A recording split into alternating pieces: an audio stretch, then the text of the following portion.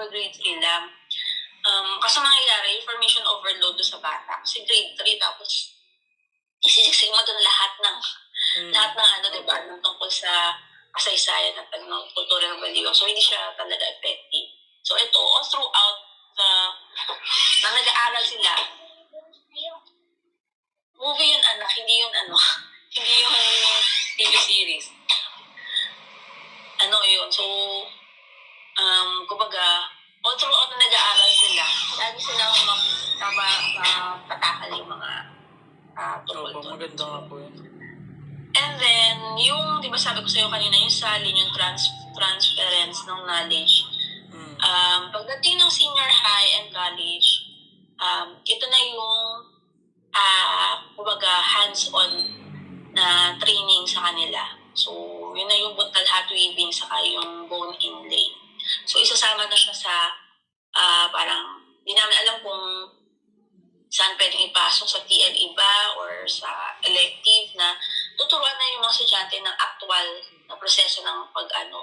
So, it's a whole, kumbaga parang isang whole siguro semester or bawa kasi yung pag-iimbot maraming proseso doon. So, bawat isang module, bawa yung paano pagkuha ng mga buto, paano yung pagpapaputi, etc.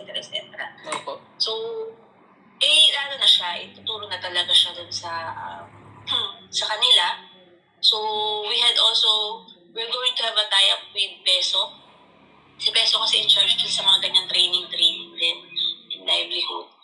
So, yun yung magiging, siguro, ang gagawin namin ni Peso, parang magta-train na pwede maging livelihood ng mga teachers, tapos yun, ng mga magtuturo, mga trainers na siya namang magtuturo dun sa mga schools. Parang ganon. So, yun. So, and then, kasama rin doon, part of it also is yung entrepreneurship. Kasi kung paano sila, kasi yung iba kasi kaya ayaw pag-aralan to, feeling nila wala naman silang mahihita. So, parang anong saysay, walang monetary or financial value na kaakibat. So, syempre, last part of it is yung more on the entrepreneurship and kung paano magsimula ng negosyo using this knowledge, yung dalawang intangible cultural heritage, buntal hat weaving and bone inlay. So, yun. So, and then, in terms of local tourism naman, syempre, makakatulong siya in creating jobs and yung kumbaga yung nasa yung sa dulo bandang dulo na siya, and at the same time mag-create ng local products for tourists, diba? So yun ang hindi ng isang end goal sa bandang dulo na yun, makapag-create sila ng products na magagamit for promotion and mga bebenta for tourists. So yun.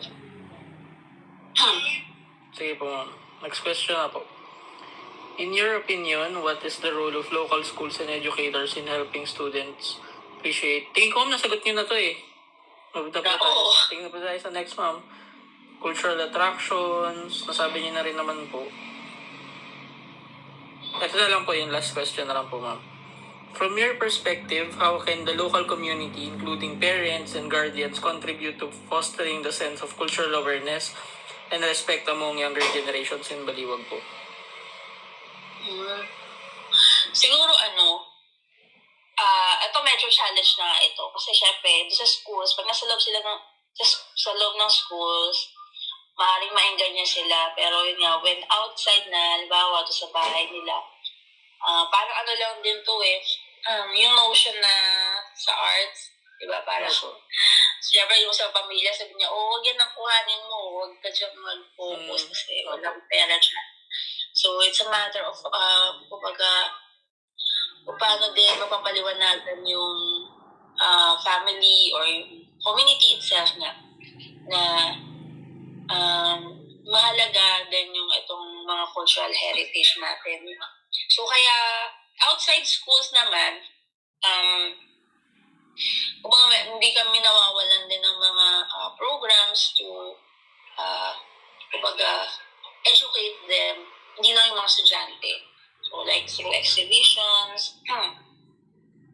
ayun nga, parang mga filmmaking din. Diba kayo, gumawa kayo ng Opo. ng film. So yun, actually, lagi namin ginagamit yan. Talaga po? Ano nga eh, hindi ko pa nga napapadala, pero hinihingi siya ng hindi ko nga napagpapaalam din sa inyo, kaya hindi ko pa rin napapadala sa kanila. Hinihingi siya actually ng mga taga Sariaya, Quezon. Ay, talaga Kasi po? nag-benchmark sila. Nag-benchmark sila, so gusto nila magkaroon daw ng kopya. Sabi ko na, sige po, pero hindi ko napapadala.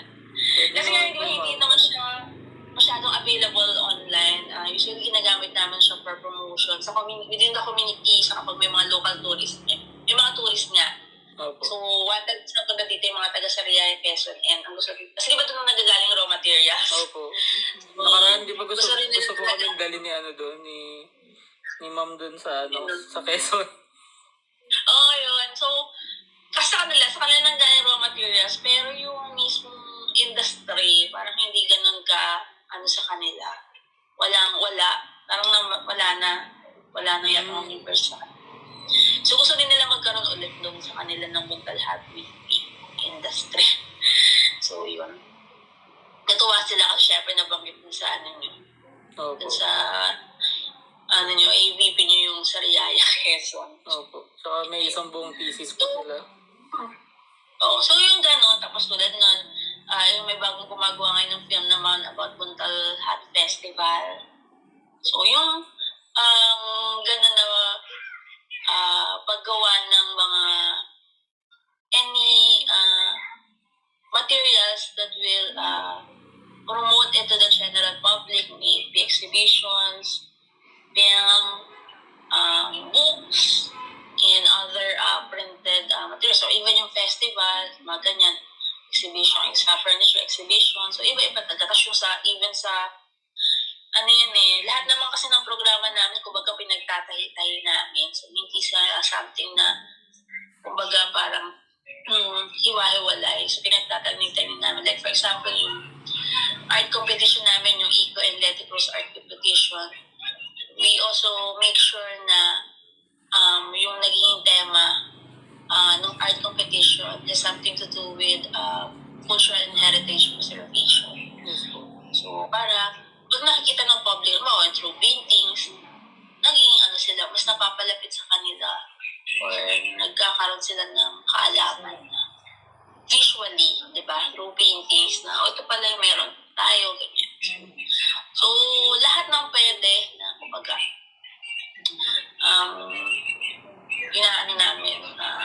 tinatahi-tahi namin para doon sa community. So, like for example, yung culinary heritage, yung lasa tasting Baliwag tradition and culture. So, it's all about culinary heritage ng Baliwag.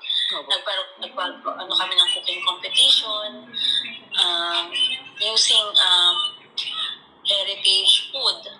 Nagagawa sila ng bagong product.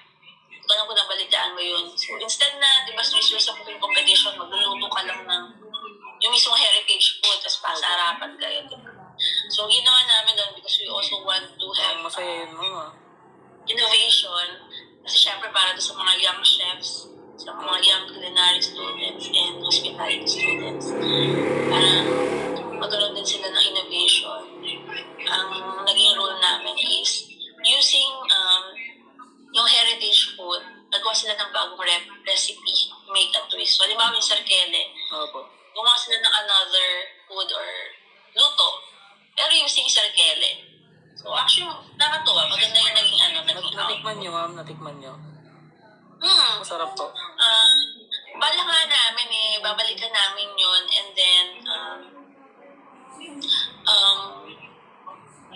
makipag, kami din sa tie up with mga local resto dito. So, pwede rin kasi na i-offer yung bagong na yun.